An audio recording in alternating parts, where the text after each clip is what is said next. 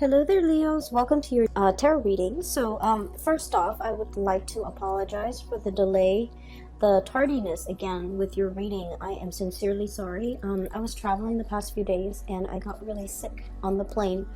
And so, my sincerest apologies, okay? I will try my very best so that this doesn't happen again. Either way, let's go into your reading. I saw two images. Well, actually it's one continuous image, but two themes coming into the picture for you, and it's really fun. So I'm glad to see this. So first of all, I see this little boy. The scenery looks a little bit like 1920s, 1930s. So it's a long time ago, and it seems like we're possibly in New York City in the United States. It's really odd. So there's this little boy. He's probably 5 or 6, and he has a dog, a golden retriever. He has a beret, a black beret on. He has a twill coat and khaki pants, and some sturdy-looking black boots. And he's standing in a corner of the street with his dog, a leash. He's holding onto the leash, and the leash is connected to the golden retriever. He's looking at a storefront. So it seems as if his adult escorts are in there doing their errands or doing some shopping, and he's waiting outside with the dog. So, maybe the store didn't allow the dog to be inside, so he opted to wait outside with the dog. And then, while he's outside, he's looking about. There are a lot of, adults walking back and forth, going about their day outside. And he sees this mini car. So I guess it can't be the maybe it's like a trailer coach. So it's a car. It's relatively small. It comes to a stop right by him. And then a bunch of people came out of this car. So it's a very small car. There's no way, there's no rhyme or reason why that many people are able to fit in that car, why that many people are able to emerge from the car. But there are a lot of people, I would say 10, 12, 15 people just walking out of this car. And he's looking at it, and his eyes are like, almost about to pop out of his its sockets. So he's like amazed. And then he hears a little bit of commotion. And he looks up and at this really tall building in front of him. And it's almost like a skyscraper. It looks to me almost like a skyscraper. And there are airplanes flying above, like fighter jets. And there's this giant, it's like the King Kong, this giant gorilla that has climbed up to the skyscraper, and it's swinging about. And he's like horrified. So he looks around about him, and the dog is barking at this time, to find the nearest adult. And he's telling the adult, look. And the adult looks at him as a little child and dismisses him and walks on. And because he apparently has something that is a little bit more urgent that needs tending to, so he walks on. He doesn't even bother to look. So then the kid flags down the next adult, a woman, and the woman does the same thing. And the woman refuses him to look up. And he tries to catch the attention of other adults around him. No one pays any attention. Everyone is really busy going about their day, walking very quickly. And so he's looking at the sight of this giant gorilla on top of the skyscraper, or swinging on the skyscraper, and his dog is the only thing that believes him. His dog is barking, and he's looking up, and his dog is by his side. Scene cuts out. So I feel as if there is some information that you are very privy to, and I feel like the people around you are completely oblivious. Okay, so that's the impression that I'm getting here. And I feel as if there's some shocking revelation, shocking news pertaining to a situation that might not have anything to do with you. shocking revelation, shocking news, something that is going to, rip the rug out from under somebody. And you're privy to this information because you happen to be in the right place at the right time. And I feel as if you're not really sure how to handle this information. I feel that onlookers are looking at you, and they're trying to either I want to say, like, draw out the information from you. And I feel that you're keeping the information to yourself. You're not really sharing, kind of like with the boy in the story, he might be sharing, but I feel like you have time to dissect the situation. And because most of you who are watching this might be adults, you're not like that little boy who's confused and scared. I feel like you've digested the information, and now you're trying to figure out what to do with it. And you feel that the message or the information, if it gets out, it can have long-term ramifications. It's a big deal, and it can, overturn some major events. Okay, so I feel like you're privy to some really important information, and you're trying to bide your time. You're trying to be careful who you share this information with, because I feel that others are looking at you, wanting this to get out, wanting to dig it out of you, wanting to claim it as their own, wanting to be privy to the same knowledge. Excuse me. And as a result of it, you're not sure who you can trust, okay? When I saw the image of the dog, I think about, very strong loyalties, okay? I feel that there is a potentially like an ethical dilemma. You might be very loyal to a specific person. And, Leos, you guys are all about strength and loyalty. So it's all about, who your people are, who your clan are, who you can trust, where your faith lies, okay? And so I feel like with this dog imagery, it's all about, being loyal to somebody, trusting your gut, and doing the right thing. And I also feel that this information that you're privy to might affect the life of somebody who's very important to you, that you're very loyal to, and you're not sure by divulging this information if it's going to help them in any way, or if it's just going to cause them worry. So you're waiting for the time to pass. You're biding your time, waiting for things to pass. Okay, so that's the first interpretation that I'm seeing here. The other interpretation that I saw, and it's the clown car, okay, the small car, and a lot of people got out of this car. So it seems more like a wagon, like a horse-drawn carriage or something, as appropriate during that time. What I sense is there's a situation where you might be a witness to, and I feel like, it's a situation where there's like too many people, too many interruptions, too many cooks in the kitchen, and too many disparate energies, people wanting things this way, wanting things that way. And I feel like no one's really listening. No one's really operating at the best interest for all of those involved. Everyone wants to get a say. It's a very crowded environment, and it can feel almost like too many egos is it's drowning out the objective of this gathering. Okay, so you might be in a room full of people, all of which are experts in their field, and they're trying to figure out the best course of action. And I feel that no one is really in the limelight. No one has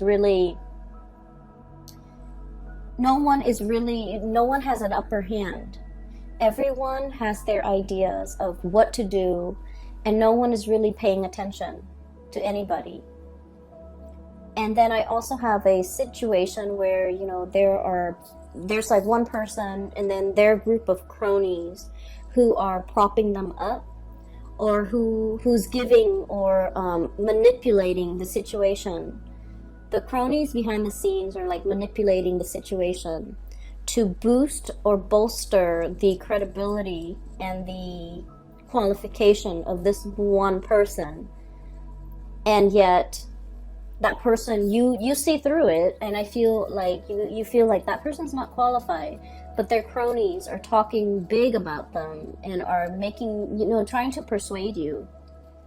But I feel like you see through it. So that's what I'm seeing here. We have here the Six of Crystals. This is the Six of Pentacles, okay? And when I look at this deck, I'm looking more at the imagery rather than the specific name of the card. And I feel like someone is on high alert, and I feel that they're standing behind somebody out of this sense of obligation, loyalty. Possibly they're co-opted to take like a specific course of action to support a specific candidate, even though that candidate might not be the best person for the job. Okay? And then we also have here the Six of Cups. Once again, this sense of indebtedness, this sense of like, what I'm feeling is like a really strong connection. And it's a very positive card, but based on everything that I'm seeing in your reading, I feel it's like, birds of a feather flock together. So people who are like-minded tend to just flock together. And because they're around people who think exactly like them, they echo the same sentiments. They finish each other's sentences. They echo the same words, the same themes, the same ideology. And they're not able to think for themselves. So based on this, I feel like in this month, you're going to be that breath of fresh air where you're able to see through, I want to say, through the facade, okay? And it's really asking you, the energy that you embody here, we have the Empress and the Empress. This is a low pressure job, okay? The Emperor gets all the limelight. The Empress is very soft, behind the scenes types of energy. And the way that she embodies this energy, and you can be male or female watching this, if you're a Leo, doesn't matter your gender. The cards are not gender specific, but the energy of the Empress. Somebody working behind the scenes. Someone without a lot of limelight on them. So they can make mistakes and no one will bat an eye. No one's going to blame them for anything. But with this Empress energy, I feel that, it's a low pressure job. You're in a position where you are advising, giving counsel, or giving somebody information. Whatever you're privy to, you're sharing this information with somebody like a confidant, with somebody that you really trust, with somebody that you are standing behind. And you trust this person. Your gut tells you you really trust this person. And so I feel like you're seeing through the chaos that's happening around you, and you're able to maintain your center, and you're able to understand why people say the things that they are, and you're understanding, what incentives they have for coming forward, for supporting this candidate, for wanting this person for the job. And I feel that you're, writing all of this down, taking notes, observing everything that's happening around you. And everyone else is so busy speaking for the candidate, speaking for themselves, bolstering their position, that they're not privy to everything that you're seeing, everything that you're observing, everything that you're able to catch. The micro expressions, the little nuances, the energy changes, the energetic changes in the room. You're able to catch it all. And so you're in a very good position to be able to understand people's motives, understand people's agenda. And what I feel is, if this message resonates with you, if everything that I've said so far resonates with you, it's really asking you to trust your gut. There are things that we know. We feel it, we hear it, we see it, we experience it, we are able to sense it, right? We can experience it with our senses, or we can just experience it in a very intuitive way. And even if other people don't agree with us, or if other people have never experienced it, they can never wrap their heads around it, it doesn't diminish what you feel. And I feel that the message here is, you really need to trust your gut. You really need to be in a position where you trust yourself and, you know, give yourself credit, because the other people, even if they don't support you, even if they don't believe what you have to say, even if they feel that what you're saying is outside of the realm of possibility and they can never give you credit for it, it doesn't diminish what you have experienced. It doesn't, you know, even if people are dismissive, it should not detract you from the things you believe about yourself. We have here the King of Feathers. This is the King of Swords, okay? This is being very decisive. And this is kind of like owning up your power of discernment, your judgment. And it's about logic and justice. The way this energy comes across, it's an air sign, Aquarius, Gemini, and Libra, but, you know, the depiction is very much you. So that's why with this deck, I'm pretty much reading the imagery rather than the title. So this is like owning your power, knowing your own truth, and, you know, not wavering just because other people might not agree, just because other people might not have the same experience, just because people might not understand. Okay, so hang on to your truth. You be very clear about, you know, I experienced this, I saw it with my own eyes, and not let other people, you know, tell you otherwise. Okay, so I feel like the message here is really trusting your gut. You're on the right path. Even if other people don't agree with you, it doesn't really matter. What I'm getting as well, we have here the moon, and this is all about, you know, that intuitive side of us, that intuition kicking in, knowing that there's something that's going to happen, like foreshadowing, being very conscientious about, you know, picking up the signs, the signals, the telltale signs that are warning you or telling you something is going to unfold, unravel. So we have here the moon, and it is about imagination and perception. And I also feel here, something tells me, you know, intuition and gut instincts with this combination. It's telling you that you're right. You know what you know, because the source is not coming in through a physical form. You're getting intuitive hits. You're getting, you know, like a psychic nudge that what you know is true, and you need to stick to your guts. And let's say if you are facing somebody, okay, and you have some information about some type of wrongdoing, and their method is deny, deny, deny, deny at all costs, and you're coming face to face with this character who might be quite elusive, quite articulate, is willing to, you know, talk around you, and they create confusion, they create, you know, accusations, they might throw your whatever you have to say back at you, and it makes you very confused. It makes you doubt your theories, it makes you doubt your intuition, it makes you doubt your reality. You saw what you saw, Leos, and I feel like you're doubting your reality because you're dealing with someone who's very muddled, very confusing. And I feel like, you know, they're purposely being confusing. They might be manipulative. They're purposely trying to, you know, distract you. It's like a red herring. It's a distraction. A distraction from the truth. A distraction to draw attention away from them. A distraction to make you doubt your reality. And so if their tactic has been, you know, evasiveness, half-truths, lying by omission, deflecting, you know, getting defensive and things like that, then that's all the information that you need, that they're the guilty party here. So I'm sensing that you need to stand in your truth. If you are face to face in confrontation with another person, or you're trying to tell them what you saw and they're being dismissive, you have to wonder why they're being dismissive. Is it something that they are already aware of but in self-denial about? So whatever it is, I feel like this is, you know, big.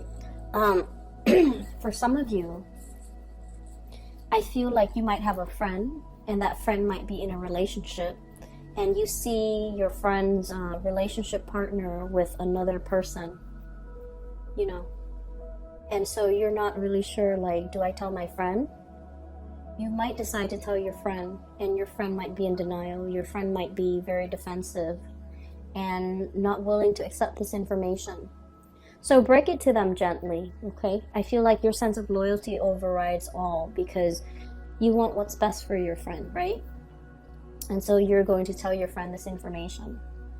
For some of you, I feel like it's in a work environment, and somebody that you work with is being poached by another company, another organization, or they're interviewing for like another company, like a rival company even, and you're not really sure what to do with that information. And I would say that information should be kept private, okay? Because it's somebody's livelihood. It's different. Do you see how the two scenarios are very different? So it depends on what's at stake. It depends where your loyalties are.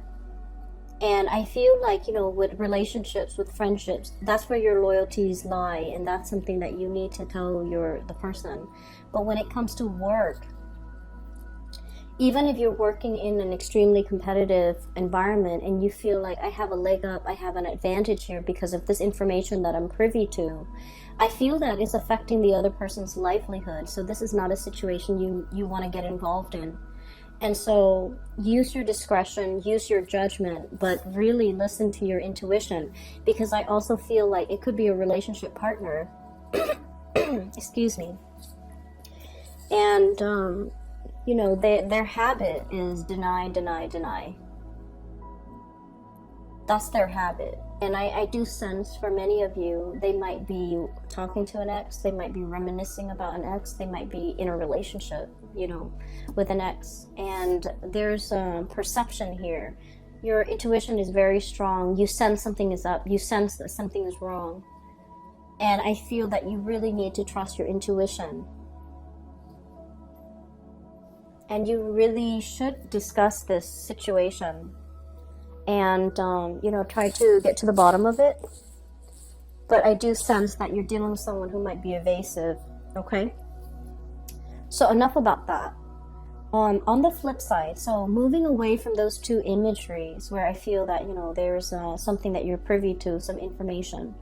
I do sense, first of all, there is a really strong bond here. So this part is going away. And what I have here, this card has fallen out for all the signs, and I do shuffle the cards very thoroughly, but this card has fallen out for all of the signs since I've started using this deck, okay? So starting with Aries. This is a very strong emotional connection here. We have the King of Cups and the Six of Cups, a very strong soulmate type of energy. This is like twin flame soulmate. Two people who are very identical, very similar, very much alike.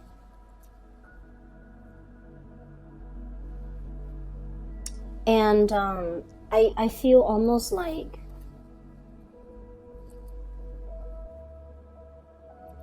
I feel like there's a relationship here that might be interracial, cross-cultural, or different in some way. So let's say like physically, you might be very different from each other. One person's taller, one person is shorter. Height differences, okay? One person might be very thin, the other person might be a little bit on the heavier side. One person's bald, the other person has really luscious hair. So I feel like there's a opposites attract. Like initially it's a physical connection where, you know, there's great attraction and it's opposites attract. But then on a soul level, the two of you are like peas in a pod, okay? So I feel like at first glance, something is not what it seems. At first glance, it's so different. It's so novel and exciting. But at the bottom of it, at the root of it, at the core of it, it's very similar. So I feel like you're, for many of you, you might be in a position where you're meeting somebody who might be a really strong soulmate of yours for this month. And it's telling you, you know, to kind of like take it slow, temperance, doing things in moderation. Okay, and then I'm also seeing this black and white, you know, the stripes. So I'm also feeling like the cross-cultural differences, as well as, you know, possibly being an interracial type of relationship. And I feel that some people might frown upon this, you know, what kind of archaic people we're dealing with. But, you know, they do exist. There are people with their prejudices and with their lack of understanding. There might be people that are frowning upon this, but I do feel like you feel what you feel, and you know what you know. And so, you know, you don't give it any credit, don't give it any mind, don't heed it any mind, and don't let other people's narrow-mindedness like affect your perception of yourself, your perception of your partner in any way. So that's what I'm sensing here. And I feel like there is a really strong emotional connection that will really, you know, be tested for this month. And not in the way that you're thinking, but I feel like it's in the way where it's like, are we in this together? If we're in this together, then we can't really let outsiders, you know, tear the relationship apart. We really need to be on the same page.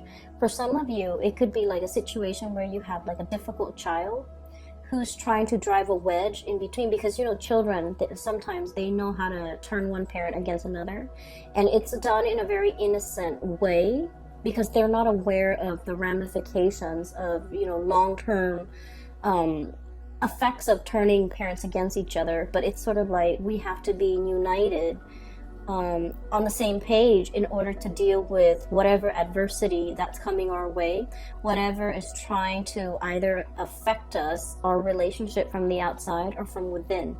And so you have to trust your gut. You have to know exactly what you believe, what you saw, what you feel, whatever it is. You are the keeper of that knowledge. And no matter who comes up to you and tells you you were wrong, you did not see that, you did not experience that, that is not real. Whoever is telling you this, don't give it any weight, because you saw what you saw, you experienced what you experienced. It is real. And if they're trying to dismiss your experience, if they're trying to discredit whatever it is that you're trying to contribute, I just feel like, you know, they're trying to erase something that they feel is a major threat to them in their way of life. And as a result of it, I feel like it's done out of fear. So don't let other people question your reality, okay? Be very firmly planted, okay? This is a very heavy bison. It looks like a bison. It looks like a, yeah. It's very heavy. It's not going to be swept away with the wind. Okay, it's firmly planted, and all these signs are pointing towards the gut area. So I'm just like, really listen to your gut. Listen to that ancient wisdom, okay? These bisons are going extinct here in Northern America.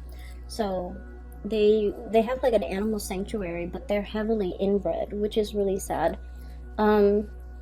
Anyways, going back to my main point.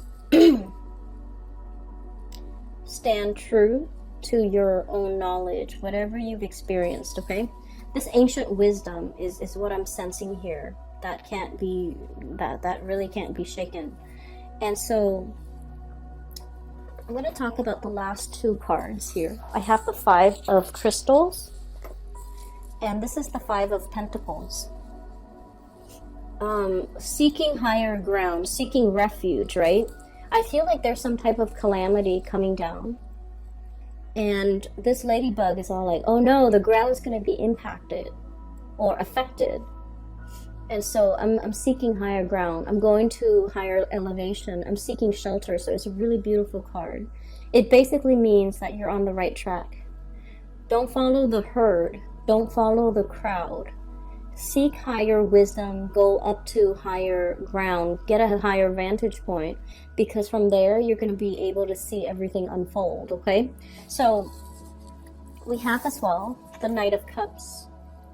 This is charm and passion. And what I do feel is it's kind of echoing the same theme. This is sort of like, this animal is enclosed in a body of water, okay? So it's only pecking or looking for food or looking for shelter in its very small controlled environment, okay? So it's really asking you to venture out a little bit more, and it's also asking you to, you know, we've done the same thing over and over again, try something else. And so Leos, I hope this reading resonates with you. Once again, I apologize for the delay with this reading. I feel like the messages are pretty singular in that it's telling you to, you know, really hold true, trust your instinct, trust your gut, because you know what you saw, you know what you experienced, and you know what you believe in. So don't waver on that front, okay, Leos? I will leave it at that. I will see you guys next week. Oh, I'm sorry, next month. Sometime next week for next month's reading. I wish you all the best, and if you are interested in a private reading, I have a link in the description box below for a colleague of mine. Her name is Bridget. She's based out of California, and you can click on the link and it'll take you to our website where you can book an appointment for yourself. You can enter your location, the time that you prefer, and the dates, and the website is very user-friendly. So if you're looking for guidance, I highly recommend that you get a reading with her. I will talk to you guys soon. Take care, and I hope this video finds you well. Have a wonderful new year, 2020. Okay, I'll talk to you soon.